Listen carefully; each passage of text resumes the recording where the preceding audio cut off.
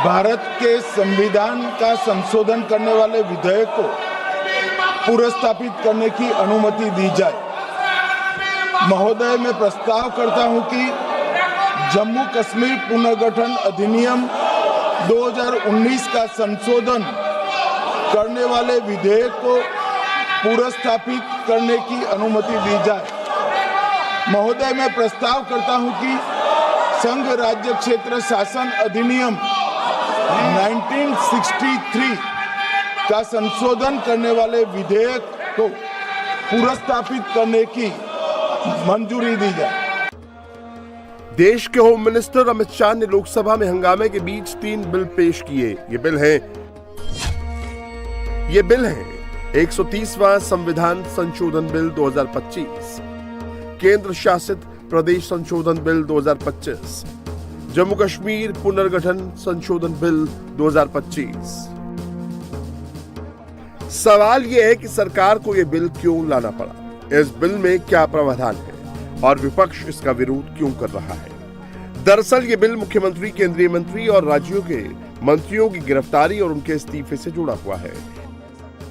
अगर किसी केंद्रीय मंत्री या किसी राज्य के मंत्री की गंभीर आरोप में गिरफ्तारी होती है जिसमें उसे 5 साल या उससे ज्यादा की सजा हो सकती है और वो मंत्री या मुख्यमंत्री 30 दिनों तक लगातार पुलिस या न्यायिक हिरासत में रहता है तो उसे अपने पद से इस्तीफा देना होगा। अगर वो इस्तीफा नहीं देता तो 31वें दिन अपने आप उसका पद रिक्त हो जाएगा। खास बात यह है कि इसके दायरे में प्रधानमंत्री का पद भी शामिल है। नाम निर्देशित किए जाने वाले इस सभा के 21 सदस्य और उपसभापति द्वारा नाम निर्देशित करने वाले 10 सदस्यों के मिलकर बनने वाले सभाओं की संयुक्त समिति को सौंपा जाए। माननीय अध्यक्ष जी, मैं रिकॉर्ड क्लियर करना चाहता हूं, मुझ पर झूठे आरोप लगाए तब अरेस्ट होने के पहले मैंने नैतिकता के मूल्यों का हवाला देकर इस्तीफा भी दिया और जब तक मैं कोर्ट से निर्देश नहीं हुआ कोई संविधान पद मैंने स्वीकार नहीं किया। ये क्या सिखाते हैं नैतिकता में? मैं तो इस्तीफा देकर गया था और मैं तो चाहता हूं कि ये नैतिकता के मूल्य बढ़े। हम ऐसे निर्लज्ज नहीं हो सकते कि हम पर आरोप लगे और हम संवैधानिक पद पर रहें। अरेस्ट के पहले मैंने इस्तीफा दिया है।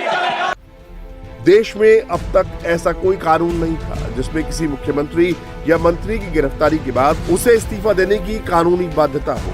हालांकि नैतिकता के आधार पर ऐसी परंपरा रही थी कि अगर किसी मुख्यमंत्री की गिरफ्तारी होती थी तो वो जेल जाने से पहले इस्तीफा दे देते थे, चाहे वो लालू प्रसाद यादव का मामला हो या जयललिता या फिर हेमंत सोरेन का, जिन्होंने गिरफ्तारी से पहले इस्तीफा दिया था।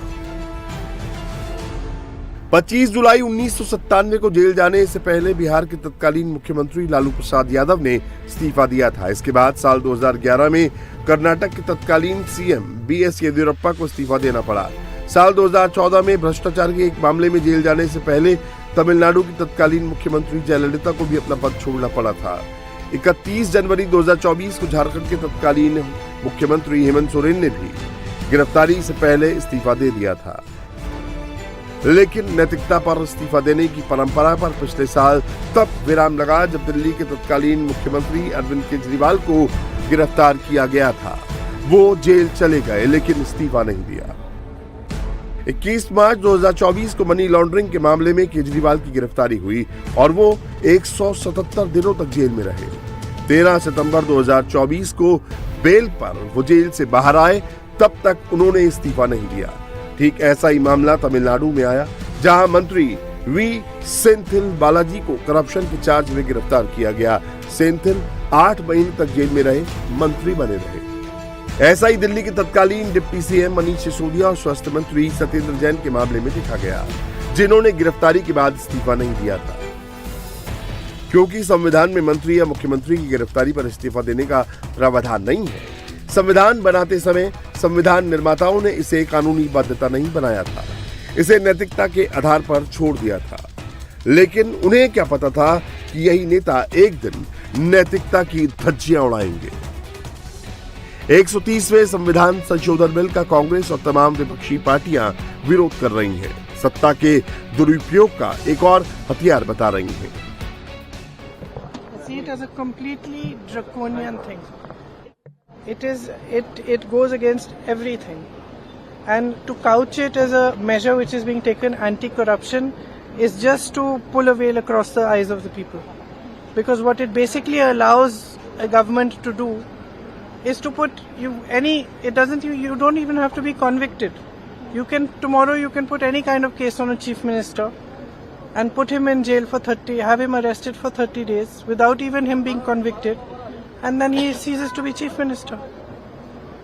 It's there plain for everybody to see. अब जिन राज्यों में बीजेपी के मुख्यमंत्री नहीं हैं, मंत्री नहीं हैं, उनको हटाने के लिए एक दूसरा तरीका ये गवर्नमेंट ला रही है।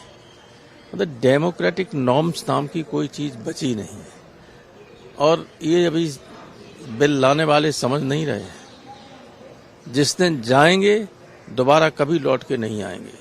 किसी को भी आप एक सेक्शन लगा दीजिए 5 साल के ऊपर का, तो लाजमी है वो 30 दिन के अंदर बीएनएस में यह है कि 90 डेज तक पुलिस कस्टडी ले सकती है। तो ये मेरे ख्याल से ये 1930 का गेस्टापो मूवमेंट हम भारत में देख रहे हैं कि जिस तरह वहां जर्मनी, उस वक्त के जर्मनी में गेस्टापो को बनाकर एक पुलिस स्टेट बना दिया। आईटी के ऑफिसर कौन बनाता है? ईडी के, सीबीआई को रूलिंग पार्टी बनाती है। आप बताइए फिर कहां इंडिपेंडेंस रहेगा इन लोगों का? आप कैबिनेट के 6-7 लोगों को केस लगाइए, 30 दिन डालिए अंदर जेल में, गवर्नमेंट गिर गई उनकी। भले ही विपक्ष इसे ड्रैकोनियन पॉलिसी बता रही, लेकिन अगर ये कानून बना तो सब पर लागू होगा, चाहे वो प्रधानमंत्री हो, देश के गृह मंत्री हो या रक्षा मंत्री, बीजेपी शासित राज्य के मुख्यमंत्री हो या एनडीए शासित राज्य के मुख्यमंत्री। जब भी किसी सरकार के मंत्री पर कोई आरोप लगते हैं तो विपक्ष सबसे पहले इस्तीफे की मांग करता है। अब जब ये कानून बन जाएगा तो विपक्ष का ये काम लगभग खत्म हो जाएगा। यानी नेताजी ने अगर कोई अपराध किया है और पुलिस उन्हें गिरफ्तार करती है, 30 दिनों तक जमानत नहीं मिलती है, तो 31वें दिन उनकी कुर्सी छिन जाएगी।